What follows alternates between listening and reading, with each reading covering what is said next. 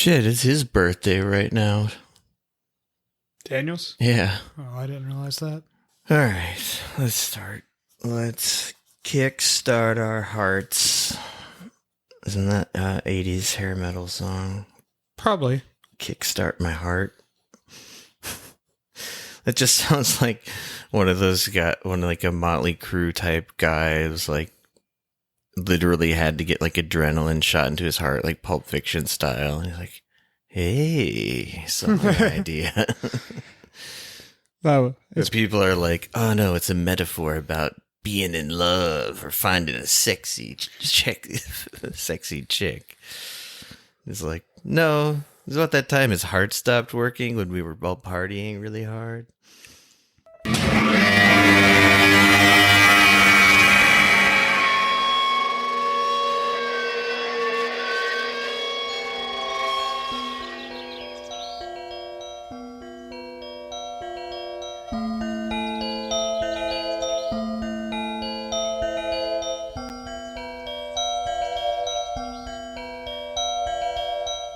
He walked out in the gray light and stood, and he saw for a brief moment the absolute truth of the world. The cold, relentless circling of the intestate earth. Darkness implacable. The blind dogs of the sun in their running. The crushing black vacuum of the universe. And somewhere 200 animals trembling like ground foxes in their cover. Borrowed time and borrowed world and borrowed eyes with which to sorrow it.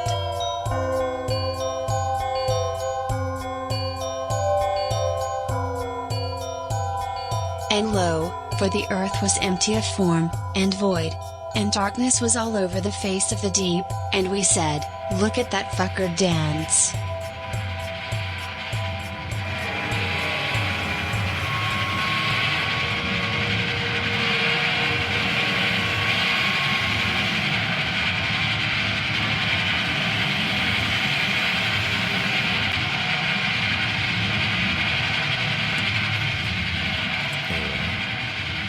This is Heat Death of the Universe, and We are the greatest show in the multiverse.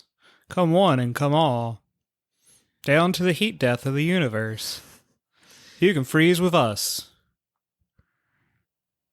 that's right. It's not hot. It's cold. We are going to chill today and talk about some positive shit going on in the world. Yeah, a lot of positive developments. We're changing the whole premise of the show. It's no longer end times inspired. I guess it's just good news for people who love good news now.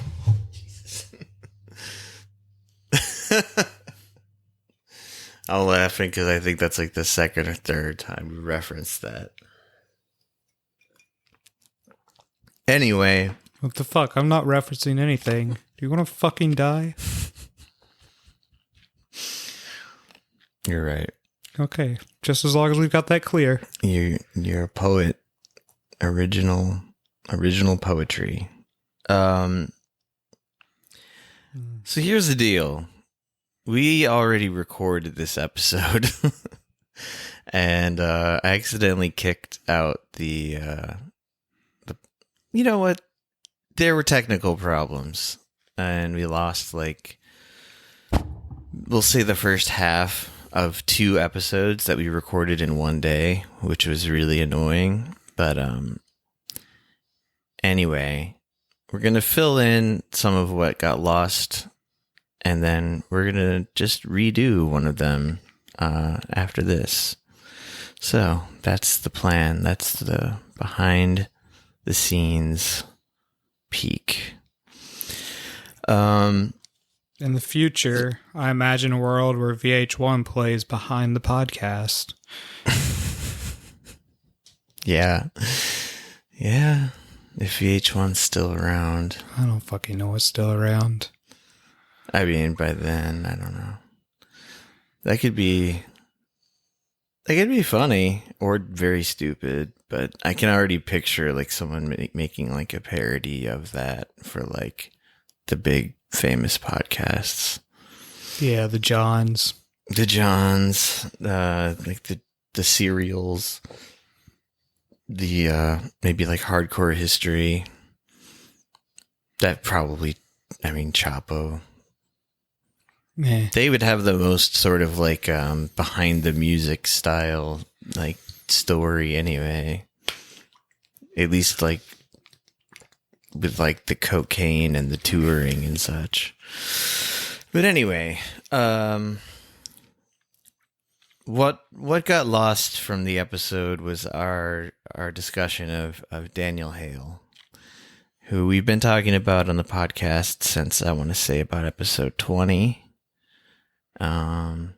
Jason personally knew Daniel Hale back in the day. It's possible he kicked you in the face, or vice versa. It's very possible he kicked me in the face. Or vice versa, because he's younger than us. I think it's just he is younger than us. I think there was a time when you were beating up on a little kid named Daniel Hale. Nah, he was always a better fighter than me. Kid was scrappy. What kind of martial arts was it? We did boxing and kung fu. Okay. Because of your weeb nature, I assumed it was some sort of East Asian fighting technique. It was a little of both. We went to this weird, almost cult-like martial arts school called Fire and Water, which was ran by an ex-Green Beret who had fought in Vietnam or some shit. And the shtick of his school was no point fighting. Everything was full contact, so you would leave bloody. Damn. It was fun. And, oh yeah, it was basically free. All you had to do was sit through a Bible lesson. Wow. That's a lot of stuff. So you're just mixed together. So you're just kicking ass for Jesus. Those were the days. Well, that's right. So we're going to reference a longer magazine piece that Jason found and sent me about Daniel. That was written before the shitty sounds like such a the shitty verdict. It's not an adequate word, but the terrible news, we'll say, of his sentencing to 4 years in jail that happened just less than a week ago now. But yeah, I just remember, like, you brought up the Jesus fighting for Jesus martial arts place.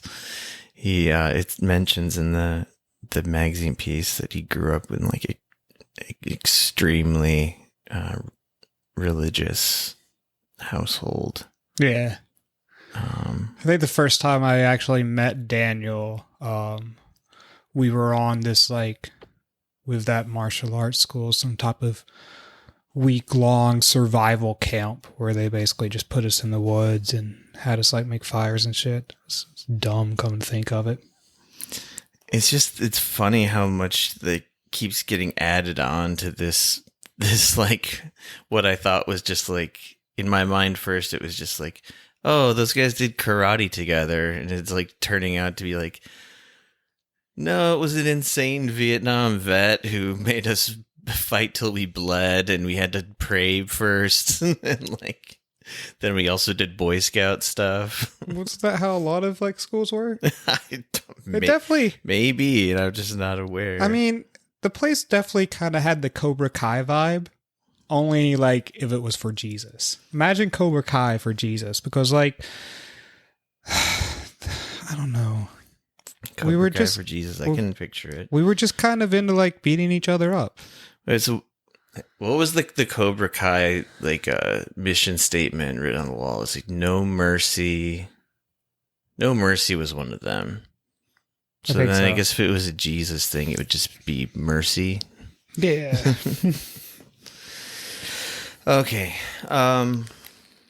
So, yeah, I mean, what is there to say about this, really? I mean, it's an injustice, along with you know, I guess the more famous whistleblowing cases like Chelsea Manning and Reality Winner, and the most famous, Julian Assange, Snake. who hasn't even been convicted of anything yet has been like suffering like in a POW camp style situation for like 10 years, basically.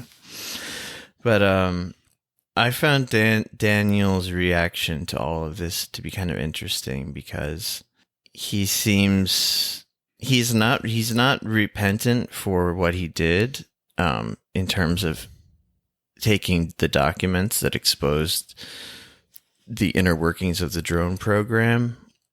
But he's very repentant for his involvement in the drone program as a member of the U.S. military. And he seems like he's almost kind of self-flagellating for that. yeah, I agree with that. And I also thought it was interesting that he doesn't even want to refer to himself as a whistleblower. He prefers the term traitor. Like he's owning it. Like he's Just fed up with like the United States. as a term of respect. Like we should be traitorous towards an evil system. So I like the way this guy thinks, and I think it's really fucking sad that he's going to be in jail for 4 years for this. I do too. One of the things I mean, it was kind of like, I guess it could have been worse because like they were trying to get 10 years, but 50 originally. 50. But I mean, he could have technically gotten 50, 10 for each charge. So in a way, that's good. Like in a shitty way. I mean, I don't think he should have any prison time. Just in a totally relative way, yeah. I just think that he should probably be given a medal personally, but you know.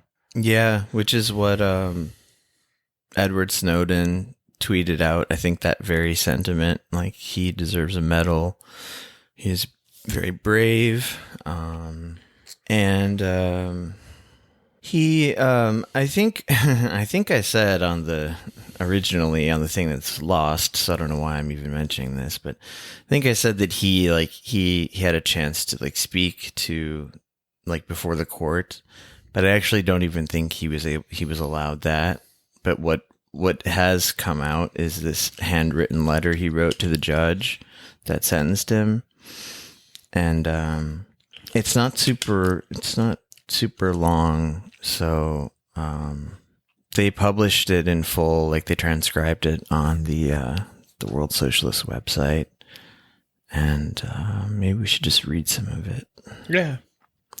So he starts it off with a quote. He writes, "We now kill people without ever seeing them. Now you push a button thousands of miles away. Since it's all done by remote control, there's no remorse, and then we come home in triumph." This was U.S. Navy Admiral Jean LaRoche speaking to a reporter back in 1995. So this is before, drone warfare was what it became, I guess. Yeah. I think, unless there were secret experiments going on back then, which there probably were to some degree, but it wasn't our primary way of bombing places. I think at that point that he was talking more about missile systems. Yeah. I think, yeah, they were working on technology that was similar to drones, but I think they were just like remote operating, like actual like $1 billion stealth bombers and shit and missiles and such. Yeah. Oh right, just the idea of like launching a missile from far away from the ground. But we used them to Victory and Desert Storm. Yeah, I remember seeing that shit on TV when I was a little kid. You remember collecting the Desert Sword playing cards? I did not. I did. I do remember seeing like just like walking through the neighborhood like with my mom as a kid, and like every house had like these like posters like put up in the windows that were like basically just like, I support the troops, and then like a picture of an bald eagle. And I didn't understand that was like war the and last stuff, but I just remember asking, like, why does everyone have these eagles in their window? Oddly, that war is the last war that I felt like was a war. I mean, even that was like, it was very short. Because, no, I mean, it just like the stuff that happened after 9/11, while I know was war, didn't feel the same. I don't know. It's because we're so dominant that it was over in like a snap of a finger. Over in the sense of like the major like invasions. Like, but like my friend who was in the military, and he went to Iraq, but later, not at the beginning. But his brother is like a psychotic, like. He was in the Marines, and he was on the front lines of like, you know, the tip of the spear of soldiers that invaded Baghdad, like on the ground, like, you know, and he just has tons of like horror stories, except he doesn't, this particular person doesn't view them as horror stories, but it's like basically amounted to like what that was, it General Tommy Franks, I think. Whatever his name was, he said famously, "We don't do body counts." I don't know if you remember that, but I do. So yeah, I mean, I kind of know what you mean, and I think it's maybe just because of our ages, like, so like, you know, the first like the first Gulf War was like, I was young. It was 5, it 6. was also very televised and like super propagandized, as like all wars are, I guess. But like, it was kind of like, well, we're not going to let this be like Vietnam, where like people turn against it. So like, it was like counter propaganda. Like, we're going to make this look swift and technological, and like, we're the good guys. We're protecting Kuwait. And like, that's basically how people remember that war. Anyway, Daniel Hale, haven't even gotten to his actual words yet, but he began with that quote. He says, "Dear Judge O'Grady, it is not a secret that I struggle to live with depression and post-traumatic stress disorder. Both stem from my childhood experience growing up in a rural mountain community and were compounded by exposure to combat during military service. Depression is constant, though stress, particularly stress caused by war, can manifest itself at different times and in different ways. The telltale signs of a person afflicted by PTSD and depression can often be outwardly observed and are practically universally recognizable. Hard lines about the face and jaw, eyes once bright and wide, now deep-set and fearful, an inexplicably sudden loss of interest in things that used to spark joy. These are the noticeable changes in my demeanor marked by those who knew me before and after military service. To say that the period of my life spent serving in the United States Air Force had an impression on me would be an understatement. It is more accurate to say that it irreversibly transformed my identity as an American, having forever altered the thread of my life's story, weaved into the fabric of our nation's history. To better appreciate the significance of how this came to pass, I would like to explain my experience deployed to Afghanistan as it was in 2012, and how it is I came to violate the Espionage Act as a result." So he, again, like, his not shying away from the word traitor. He's just saying, like, this is what motivated you got me red-handed on the Espionage Act too. But I have good reason for it. Actually, this is longer than I thought. Yeah. Much longer than I thought. I actually just saw the first handwritten page. No, it's long. Yeah, so I'm not going to read the whole thing, but I mean, to summarize it, and I'll link it because it's worth reading for sure. I mean, yeah, he goes into the details of what it was like to watch people die on a screen, and how callous a lot of people were around him, from like while using drones to kill people. And I think he also goes through his sort of his disillusionment with U.S. politics and with, I think, Obama in particular. I think he, like a lot of people, of a lot of millennials, I guess, thought Obama was gonna change things. Yeah, change things for the better, and But things just stayed the way they were. yeah. He describes, like, after having what he describes as his most harrowing day, like, in Afghanistan, basically watching people be killed by missiles from a removed area. Like seeing Obama, like, giving some address on TV in his, like, you know, classic Obama style of just playing down, you know, probably one of the worst ones. So, let me be clear. We tortured some folks. That's a direct quote. We tortured some folks. See, if you say folks, it's okay. That's basically like the lesson to be learned from that. But yeah, and you know, through the magazine piece in the New York Magazine, it explains basically, like, I would recommend reading his letter and then reading the New York piece? Yeah, the expose or whatever you want to call it. This profile on him, because the profile goes more into detail about what his life was like after he got out of the military and how worried his, like, friends were about him, and like he basically just did dishwashing jobs, and but as I think we even mentioned in a previous episode where we talked about him,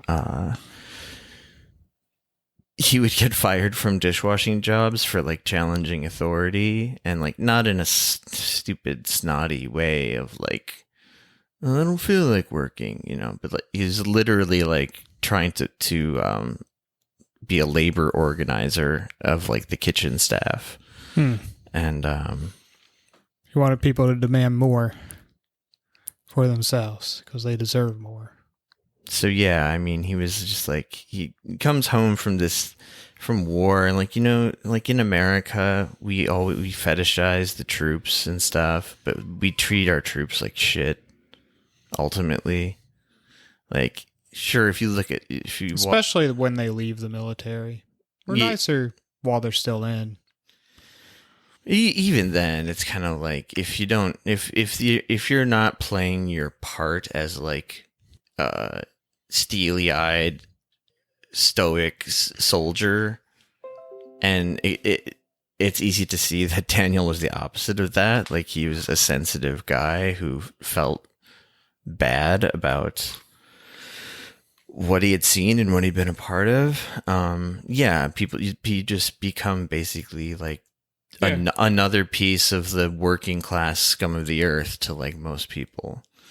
And, like, in some of the profile, it mentions that, like, it wasn't just, like, the bosses that were irritated and would fire him for the organizing, but, like, even his fellow kitchen staff were like, the fuck you talking about labor unions, you know? Like, we just got to put our head down and, like, keep working, which, I mean, is kind of understandable considering the state of Tennessee. I was gonna say America, but like, just you need your shitty job.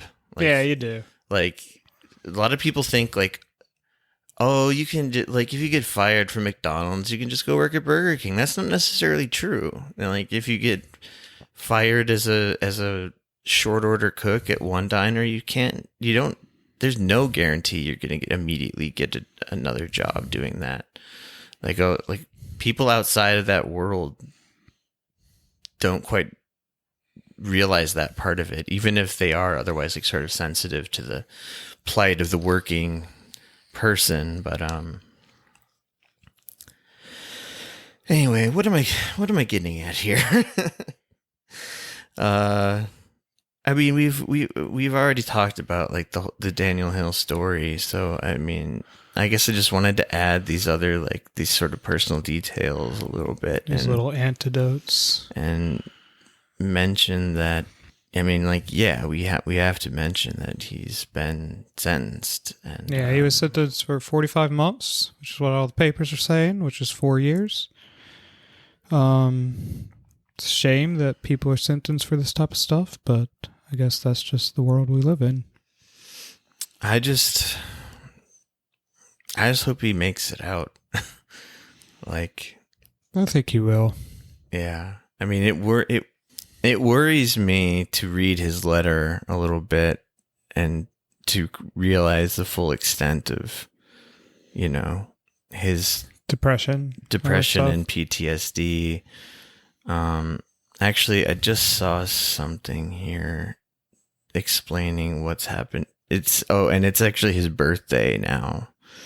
I guess someone posted on Twitter like 12 hours ago that it's his birthday. So I don't know, since we're in Korea, whatever. It's his birthday. We'll say it's his birthday right now, today, August 2nd, even if it's August 1st or whatever. And, okay, there's a side-by-side shots of Washington Post articles here. The first is of Daniel, and like, of course, they're using this picture of him looking like menacing. Yeah, kind of menacing, kind of just out of it, whatever, But it reads, facing 11 years in prison, a former intel analyst condemns, quote, undeniable cruelties of Afghanistan drone strikes. So it's very sort of neutral headline there. Like, right next to it, though. Trump pardons former soldier who was convicted of murdering an Iraqi prisoner. And there's a picture of this fucking, I'm sorry, skinhead looking motherfucker with his like weeping family, like so happy that he's being let out of prison. And yeah, that's one example of how unjust all this shit is. And a quote was also going around like the day of the sentencing, a shorter quote here. I'll just read from Daniel. That I suppose he said this in court, or maybe it's part of the letter. I can't remember. It was part of his closing statement. Okay. He says, I'm here because I stole something that was never mine to take. Precious human life. For that, I was compensated and given a medal. I couldn't keep living in a world in which I pretended that things weren't happening that were. Please, Your Honor, forgive me for taking papers instead of human lives. So, I don't know. That says a lot. The thing I saw that I can't seem to call up again right away is it said that he's being denied like mental health treatment, and he was just thrown into like a general population as 100 other prisoners. Oh shit! I didn't realize that. Yeah, it's no good, man. I don't know how reliable it is. It was someone on Twitter, but I did see that briefly. And here's another interesting way to think about it. Lee Camp, he's kind of an independent media figure. We'll say leftist guy. He wrote of Daniel Hale. He called him the man who revealed the horrors of U.S. killer drone program to Americans. Will be serving 45 months in prison. For comparison, Henry Kissinger, 0 months. Donald Trump, 0 months. Obama, 0 months. George W. Bush, 0 months. Dick Cheney, 0 months. And you look at that and it's kind of like, well, duh. It's obviously, but at the same time, it's like, well, why? Isn't that fucked up? In like a better world, that wouldn't be the case. No, it's super fucked up. I mean, but that's just. I want to see if it's possible to write to him while he's locked up. Might be. I think it would be good to like send some letters and stuff, just to keep his spirits up. But yeah. This won't be the last we talk about Daniel Hale on the podcast, so maybe we should leave it there and move on to the other thing that we got to do. All right. So this should be segueing into the rest of an episode we recorded a few days ago. See you later. Yep. Anyway, what was I going off about? Just like the way that like sort of like your typical like liberal folks and like even maybe like slightly left of liberal, like just completely irrationally like hate Julian Assange and like cheer for his torture. Like, they think it's a good thing that he's been, like, living in hell for the last 10 years. I know that people have problems with Assange. Was it, like, do with women or something? I can't remember. Wasn't he kind of a creep towards women? He was charged with rape in Sweden, but it was found to be not true. No, but it's not even that. Most people have like kind of forgotten about that anyway. But I thought that's what it was. And also, I gotta say, man, like, if there's anyone that's gonna have some fucking crazy false charges thrown at them, it would be someone like Julian Assange, circa, I don't know, the early or like mid-aughts or whatever that was. Whether that's what it was or not, but no, their problem with him isn't anything like that though, because like has been pointed out a lot by a lot of people, including us. Like, people used to think WikiLeaks was great because it was exposing Bush era war crimes, but then it started exposing Obama era war crimes and Clinton. Right. People were really mad at WikiLeaks corruption because of the emails. I always forget about the emails. That's the thing. That's the reason. Like, and this guy who very disappointingly I heard say this shit, he didn't give a reason, but like,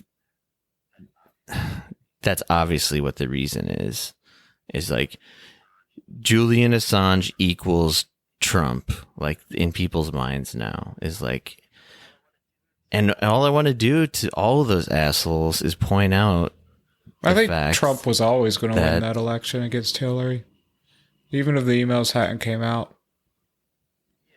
I mean, the Democrats chose to run someone who was incredibly unpopular when they had an option that was fairly popular. Yeah, I mean, there's so many explanations for why she lost that don't have to include the WikiLeaks. But even if that's what it was, 100%. Oh, it was the WikiLeaks that did it. Okay, well then let's look at the merit of the WikiLeaks. Were they lies? Were these documents and things that were exposed false? No, they're true. No one's disputing them. Well, then that's their problem. Then that's Hillary Clinton's fucking problem. She's corrupt. The people she works for are corrupt. It's like that doesn't even come into play. It's just automatically you're just supposed to assume anything that disrupted, Democrats from winning the presidency is evil no matter what. But no, I was gonna say that this whole idea of like Assange works for the Kremlin and for Trump, which is like the just totally baseless narrative going on for a while, like, and people still have it lodged in their brains. Trump gave him a pardon if that was the case. Exactly, that's what I was going to bring up. That's something that I feel like that never gets talked about. Like, you and I just talked about that on like a recent episode, and I had never even heard about that before. And then I started looking it up People after we talked about it on the episode. Trump giving him a pardon. I remember that, but it never happened. But that was like what people were hoping for. People were hoping he was, but this was different. This was like literally, and Trump didn't like come out and like give a press conference and go, "I'm offering a pardon to Julian Assange." It was all like, it was through his like people, it was through like underlings, but like it's a well documented fact. Like if you just search any web browser, like not web browser, search engine, just hundreds of stories reporting on when that happened and how he refused to give up his sources. And all Trump wanted was the source of the emails, those dirty emails that ruined Hillary. So, I mean, it doesn't square that like Trump and Assange are like colluding, which itself is just so fucking ridiculous, like on its face. But,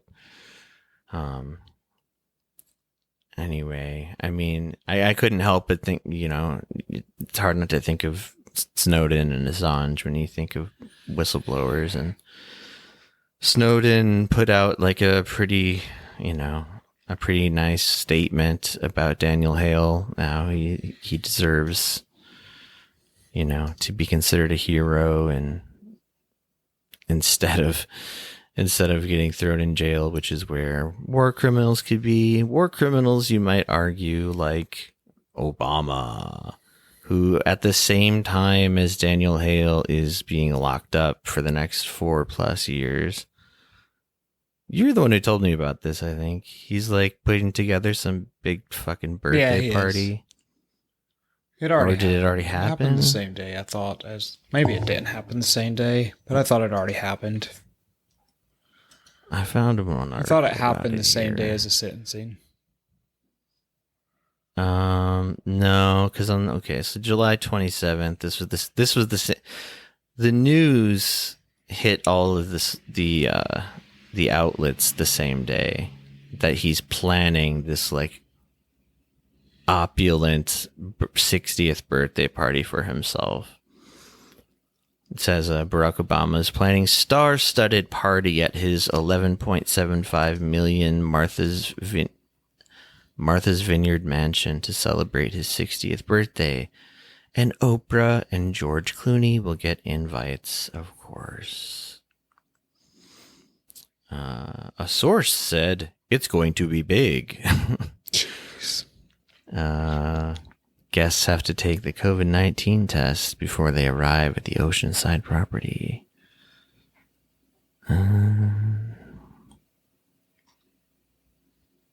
Yeah.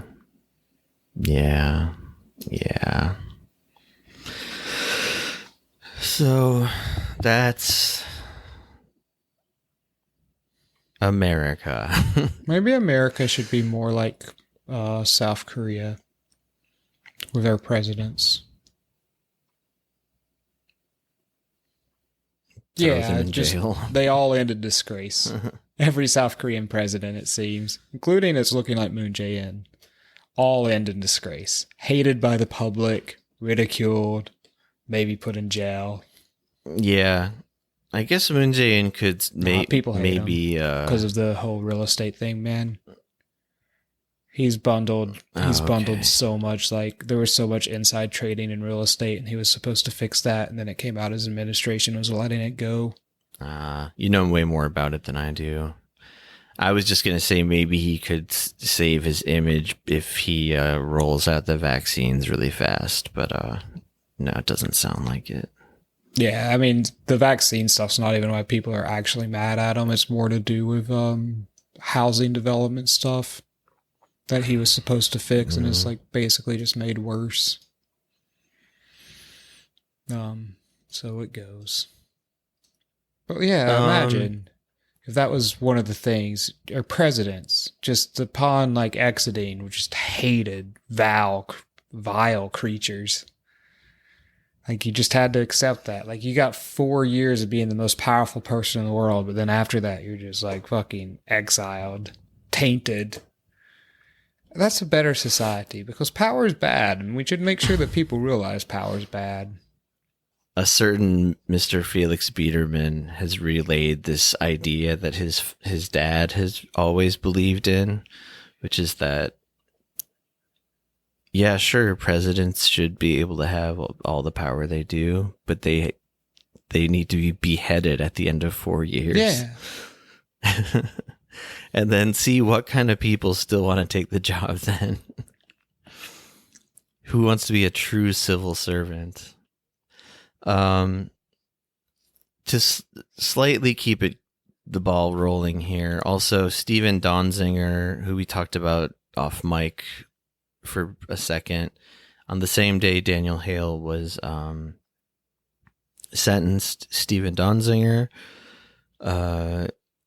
was found guilty of withholding evidence in this insane fucking kangaroo court sham trial where he's being basically prosecuted directly by a corporation, Chevron. I mean, his story is incredibly interesting. It is.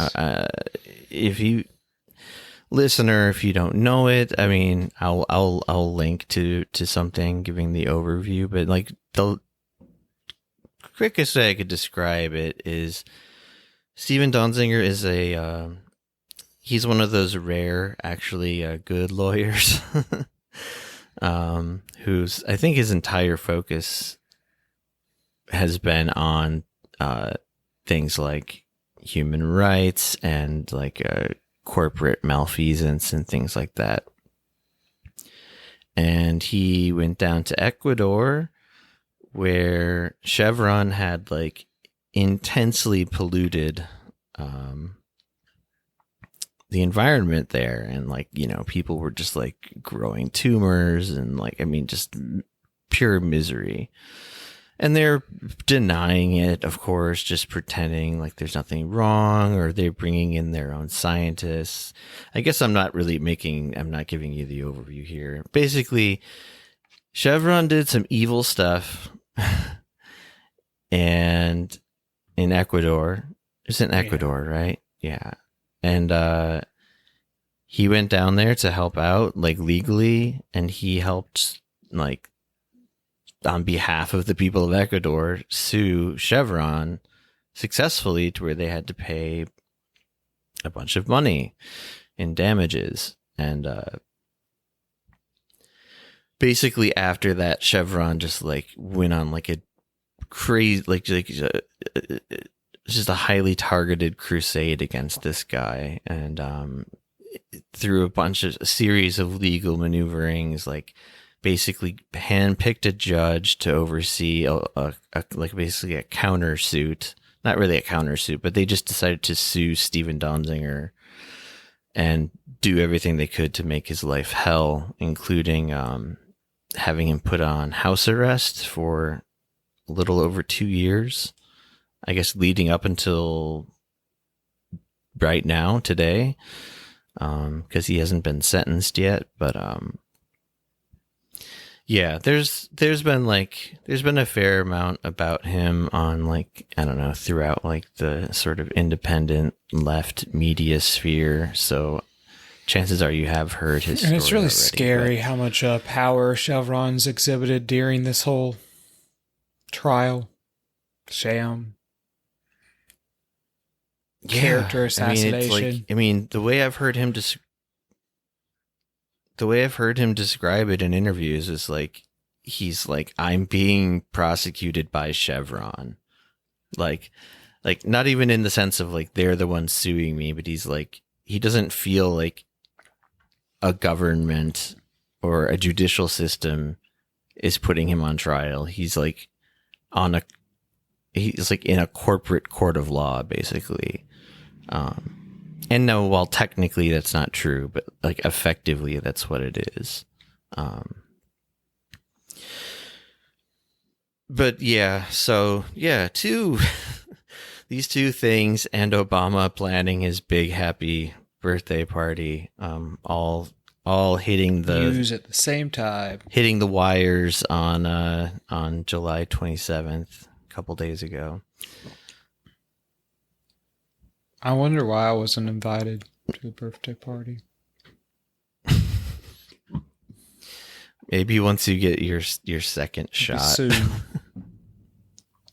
But when am I going to get my third shot? I saw somebody on, I mean, this was just a person on Twitter, like a rando person, but they seem to be serious, but maybe. I mean, the third shot's a thing. But I know the third shot is a thing, but they said that they got the Johnson & Johnson shot, 2 Moderna shots, and were on their third Pfizer shot. It seems like too many shots. Too many cooks, if you will. I like to get all the shots too. But I don't know. Collect them. AstraZeneca, just to make sure you slightly increase your chances of a best idea is to get all the shots at the same time, directly into your brainstem, spinal tap. Speaking of directly into your brainstem, some of our hilariously old leaders of the ruling class in the American government had some things to say recently. What'd they say?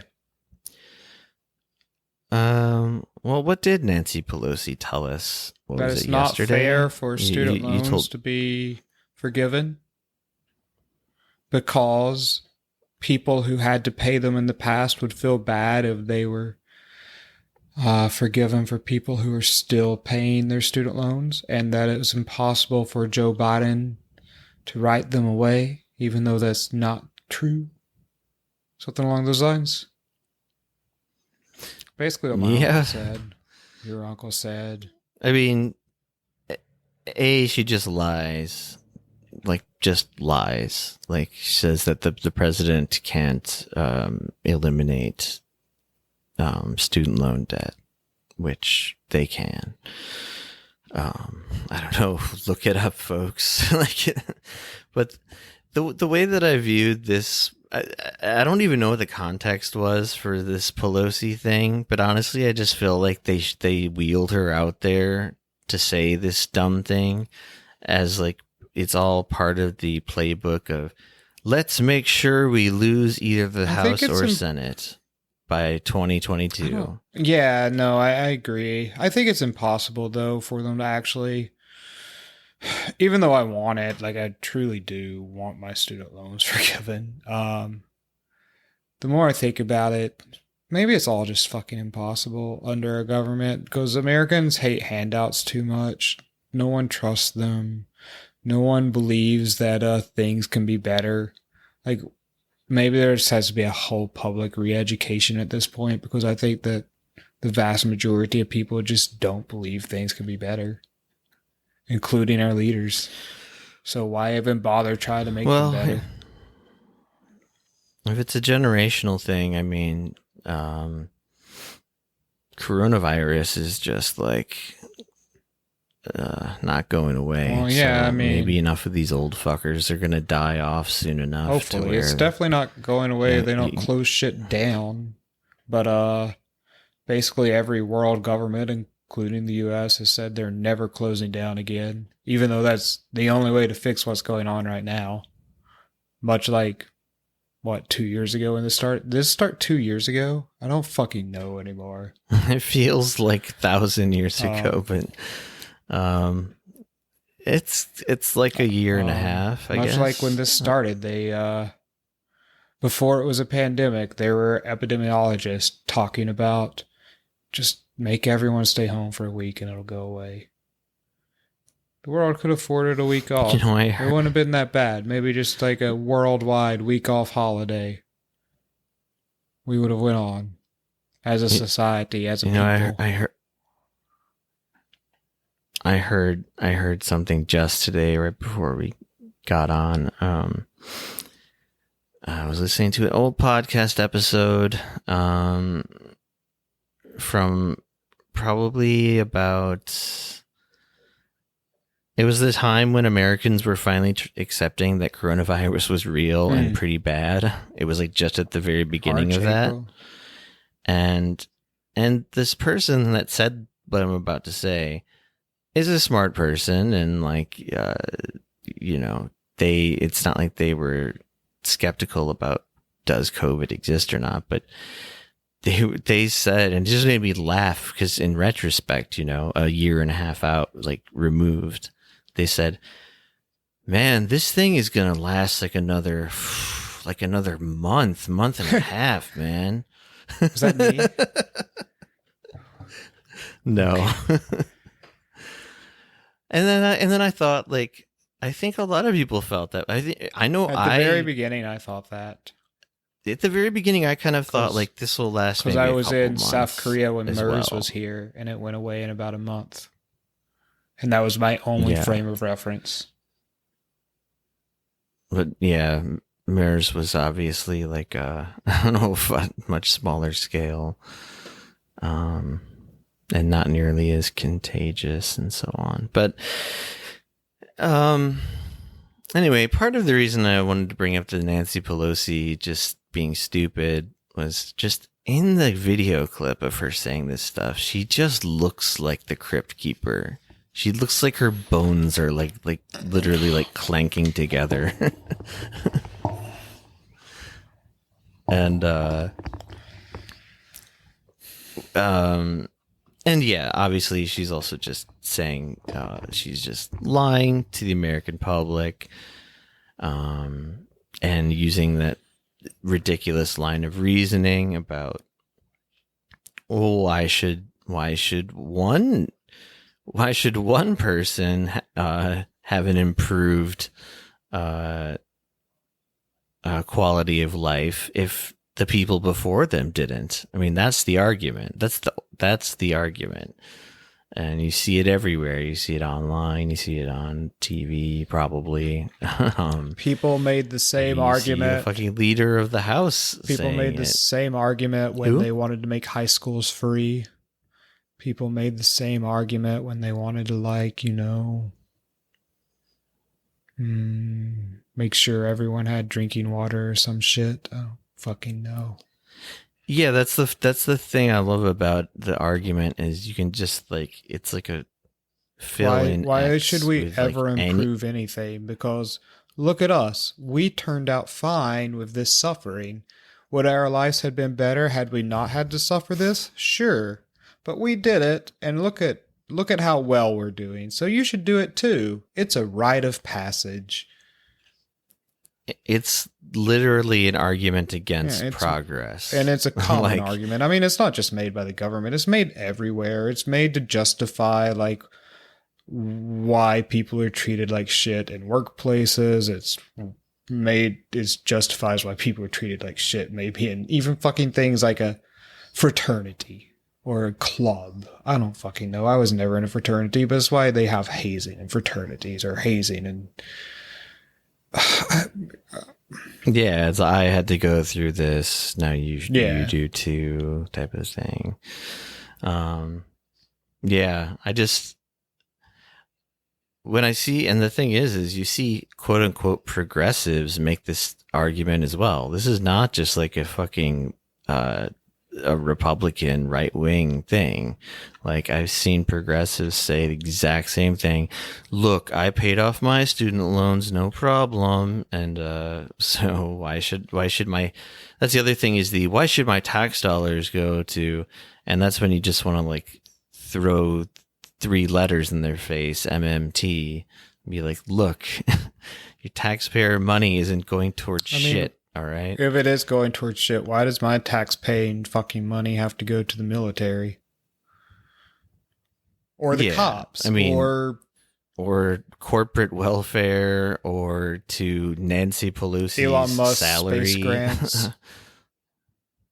Yeah, I mean, the argument could be never ending. An argument but I like to throw it. The 90s, maybe. Before I was paying taxes. Sometimes when I see those arguments, though, from like very self-righteous progressives, I do the fill in the blank thing, but I use like women's suffrage, because that works just as well. It's like, hey, these women before never had the right to vote, so why should any of these girls afterwards get it? That's not fair. All these women suffered bravely before them. I mean, you could use it with anything. Slavery. That's true. I mean, like,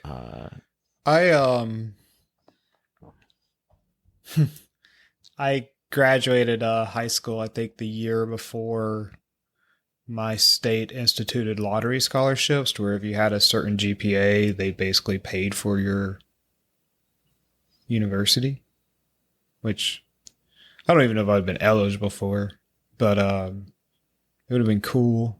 I may have got it. And I'm not mad at the people who did. I'm actually happy for them. You know? It's good. It's cool that Tennessee has like 2 years of free community college now. They didn't have that when I went to community college, when I decided to go back to school. I'm glad that people have it now. And I don't understand why people want... I mean, I think...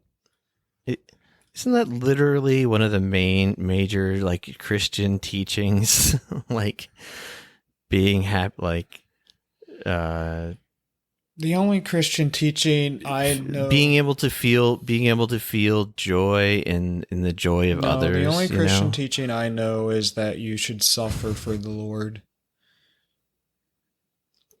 Wasn't that what Jesus wants you to do? Suffer and make others suffer. If you see someone happy, try to ruin that happiness. If you see someone dancing, break their knees, just like Jesus Christ did. I mean, depending on which part of the Bible you look at, you can kind of find that shit too. But if you watch a friend eat a shellfish, kill them with the lobster tail. You're also not supposed to eat bats, according to the Bible. Maybe that would have, if people had just been reading their Bibles in Wuhan, maybe we could avoid this whole fucking mess. I'm pretty sure there's a part of the Bible in the Old Testament that's like, it's where the shellfish bit is, where it's like, don't eat like winged creatures. So you're not supposed to eat chicken either? I think it might be even, I mean, it's all just fucking biblical bullshit. You probably shouldn't eat anything. Anything. Period. Just Soylent Green only. Go hungry. Because others in the past have went hungry. And why should we get to eat? Why should we get to eat? I agree. It's just right. It's just not fair. You know, some people, when they're born, they can't breathe and they basically just die. So why do other people get to breathe? Solid reasoning. Let's all You got die. me. I'm Let's cornered. all die. Because it's not From fair that some anorexia people get to or live when thirst. others die. I was going to say let's all just lay down and like not eat or drink until we die, but I think that's also too privileged. Like, why should I get to lay down? I should really just stand until I collapse. Okay. Like, speaking of... Some of us didn't crawl out of the ocean. Oh, God damn it.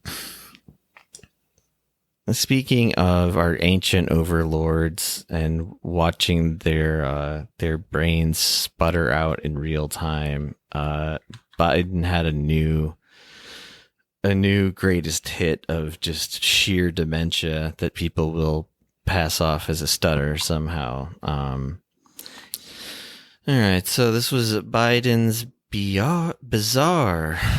This was Biden's bizarre reaction after Don Lemon tells him he's vaccinated. And as someone commenting on this video we posted, it said, "This suggests something is very wrong." Look, if Biden wasn't like committed to like a lifetime of evil, I would never be making fun of dementia, but come on. You got the vaccination? Yeah. Are you okay? I mean, you seem, no, it works. Or or the mom and dad, or the neighbor, or when you go to church, or when you're, no, I really mean it. There are trusted interlocutors. Think of the people. If your kid wanted to find out whether or not there's a man on the moon or whatever, something, or, whether those aliens are here or not, who are the people they talk to beyond the kids who love talking? You got the vaccine? This was a stutter, right? That's all. Just Yeah, a he's just typical stuttering, When I stutter, I jump around to 15 different fragmented topics within 5 seconds, and I look terrified, like I'm seeing fucking shadow people running around me. But yeah, stutter. So yeah, I mean, while some people might say Biden is continuing to really lose his faculties, never fear, because there's an article. This is real journalism by a human person who gets paid to write this.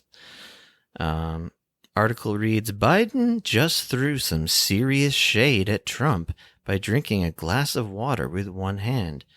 And now you might think, as I did for a moment, oh, this is from like back during the campaign, when that whole I can drink a glass of water gate thing was happening. But no. This is marked July 26th, 2021. These are the kind of articles getting recycled. And I guess it's not technically recycled because to some people's just sheer delight, Biden, while giving a speech somewhere in Virginia, he was like stumping for the gubernatorial candidate there. I'll just read what it says. I mean, this is just killer journalism anyway. Biden threw some epic shade at his predecessor by doing one simple task, drinking a glass of water one-handed. The moment, which you can see below, was of course a reference to the scores of notorious video clips of Trump drinking water two-handed like a toddler.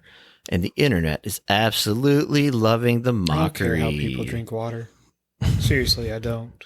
Shit's so fucking dumb. No, I don't either. I mean, it's like the height of like nitpickery. Like I mean, yeah, Trump looks a little goofy drinking water with two hands. I don't know. It's just the only reason I'm bringing this up is it boggled my mind that this like same headline has just repeated itself because people got nothing, man. That's what I'm getting at, is like people who have nothing to say about Biden that isn't either showing him continuing, worsening, or thinking outside the box and coming up with new shitty ideas outside of Trump's. So yeah, but we got one-handed water drinking, where the crowd literally fucking cheers when he just picks up a glass of water. I'd like to say this is the nadir of civilization, but no, things are much worse than this. Okay, and kind of in line with what I said earlier about someone predicting that we had like a month and a half of COVID left back in like I don't know, it would have probably been, I don't know, March or April of 2020. Well, someone in April of 2021 wrote that, headline, "We'll have herd immunity by April." Oh, this was written in February of 2021, rather.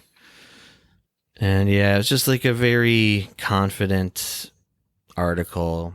And I guess if you only look at like the data that you want to look at, you could maybe guess that we'd have herd immunity by April. Because the subheadline is COVID cases have dropped 77% in 6 weeks. And this was the big drop. This was vaccinations going up and everything.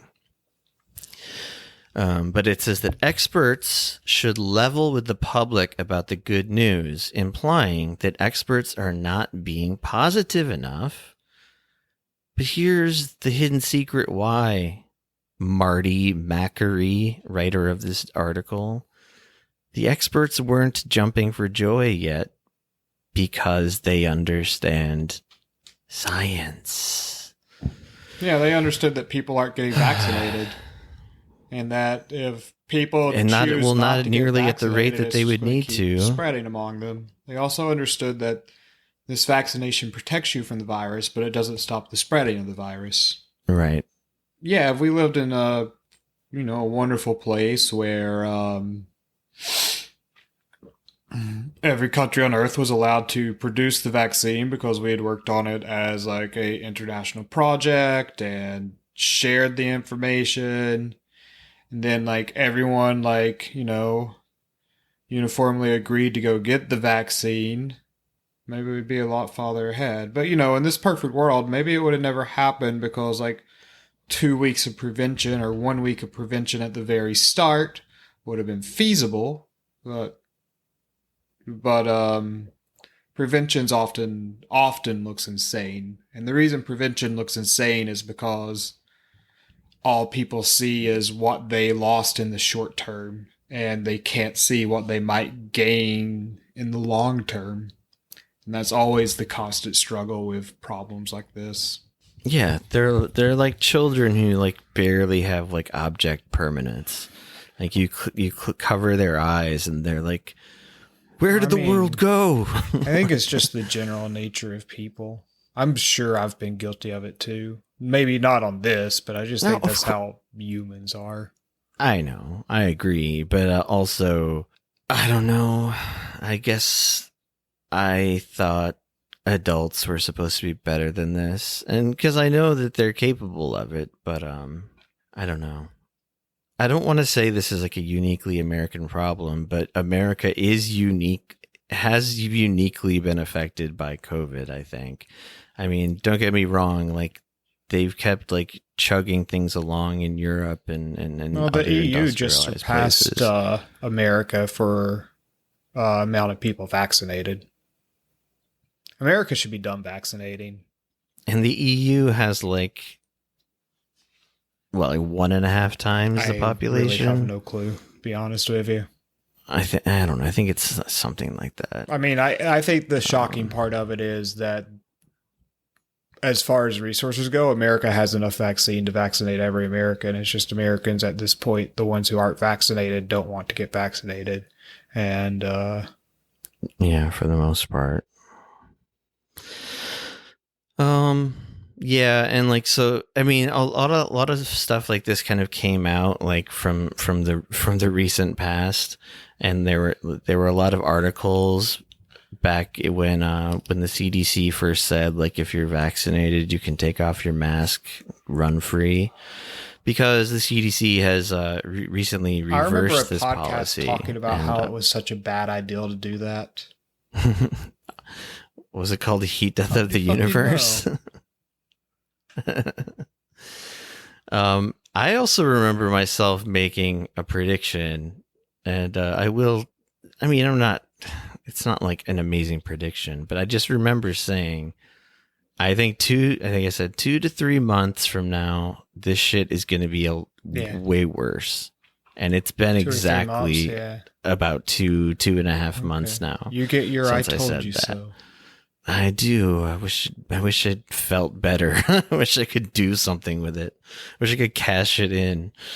But yeah, there were articles too, like one here in the Atlantic was entitled "The Liberals Who Can't Quit Lockdown." And there was this whole idea of like, liberals just won't let it go. It's like people who keep wearing their masks and people who are still afraid of COVID. It's like, it's over. Haven't you got the memo yet? And it's just, I mean, I think a bunch of people deserve to throw in a few I told you so's. I mean, not that it really is productive, but whatever. Fuck every major media outlet that said it was over. All they were doing was they were just fucking happy that Orange Man was gone. I was happy Orange Man was gone.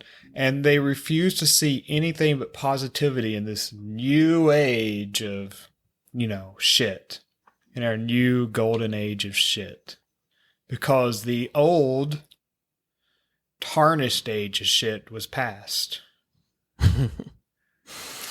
The never-ending battle between the gold and tarnished ages of shit.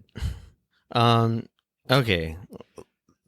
One last thing, and then we'll get out of here for this special bonus episode of Heat Death of the Universe. So I don't remember when it was. Maybe it was the last episode. Whenever we talked about the Frito-Lays strike. That was Frito-Lay, right? Episode. Yeah. And well, there's just this story that's horrible, and why would we leave you with anything less than a horrible story? An employee there who was like a long time loyal employee. He worked really hard. I saw a whole video segment on it, which I'll link. He got electrocuted pretty badly on the job. It wasn't his fault. It's an accident. I don't think it was something like it was even like he wasn't like even blaming the company or anything. It was just like, oh, this is one of these like fucked up things that happens. You think that's like where the fucked up part should stop, right? A man gets horribly electrocuted. But no, in the US, that's just the beginning of the saga of shit. First thing he described was in the ambulance, they drove like 45 minutes away from the plant that he worked at. He said they passed 4 hospitals just to go to a particular hospital. The cheapest one? Basically, it was like, because like the company would have had to cover the medical costs at this point. They can't quite get out of it like instantly like they wish they could. And so yeah, it was like Frito-Lay PepsiCo wants you to go to this hospital. So that's where you're going, electrocuted man. And like, I mean, to sum it up, they basically like made him continue working, even though like he had like a major like injury to his I don't know, like two of like the discs like in his spine, and basically he was just like hung out to dry by the company, like no health insurance.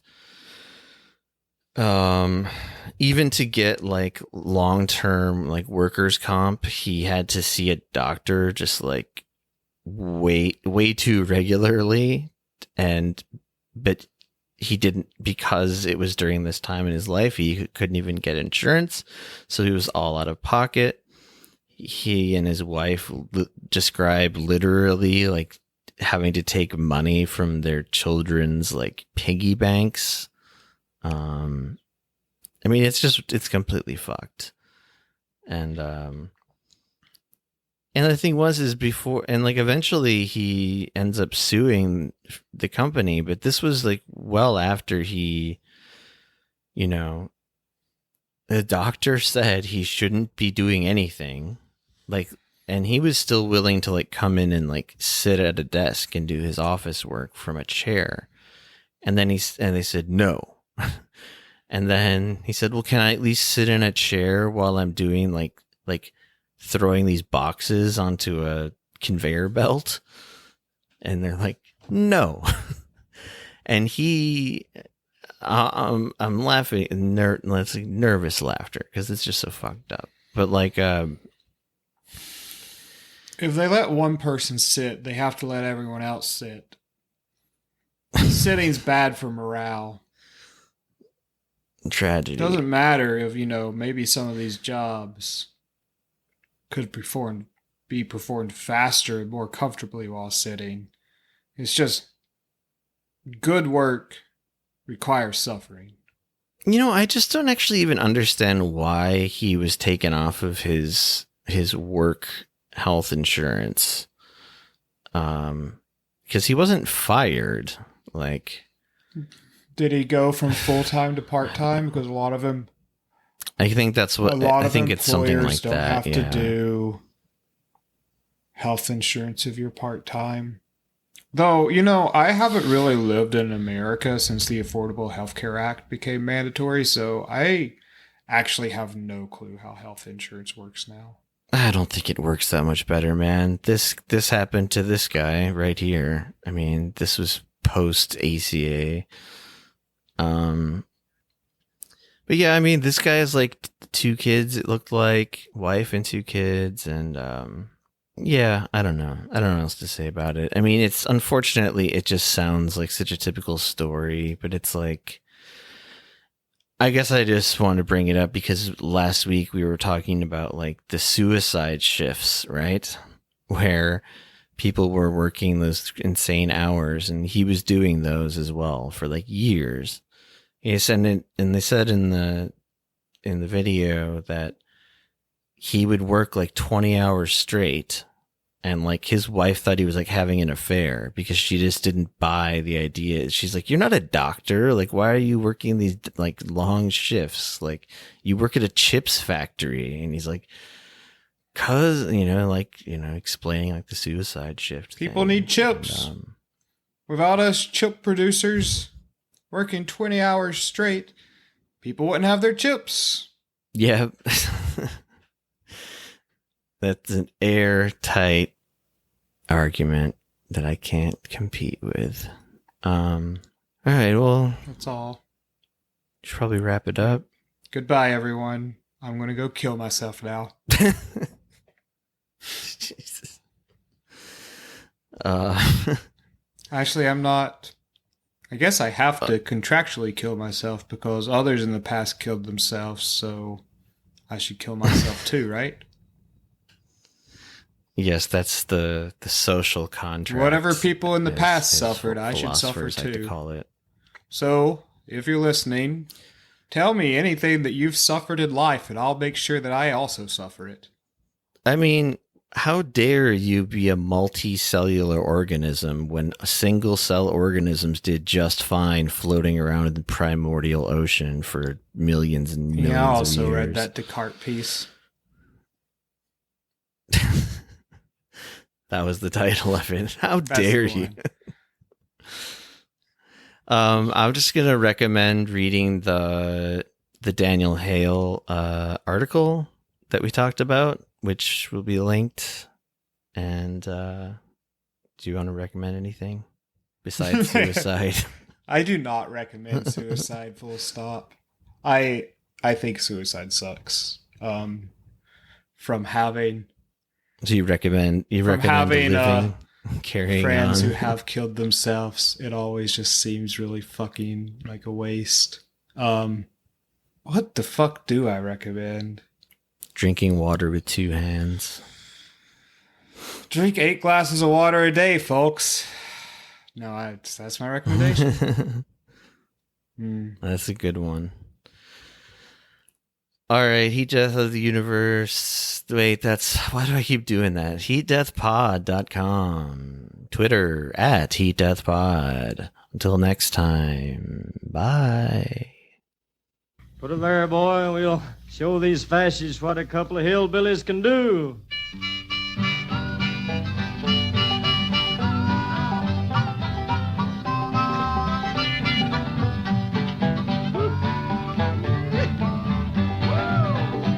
Well, I'm gonna tell you, fascists, you may be surprised. People in this world are getting organized. You're bound to lose, you fascists bound to lose. All you fascists bound to lose. I said, all you fascists bound to lose. Yes, sir. All you fascists bound to lose. You're bound to lose, you fascists bound to lose. There's people of every nation marching side by side, marching across the fields where 1 million fascists died. You're bound to lose, you fascists bound to lose. All of you fascists bound to lose. Yes, all of you fascists bound to lose. I said, all of you fascists bound to lose. You're bound to lose, you fascists bound to lose. I said, all of you fascists bound to lose. Yes, sir, all of you fascists bound to lose. All of you fascists bound to lose. You're bound to lose, you fascists bound to lose. The first voice recording was made in 1860. It was a 10-second fragment of the French folk song Au clair de la lune recorded by inventor Edward Leon Scott de Martinville. But who will make the final voice recording and when? What will it be? Who will hear it?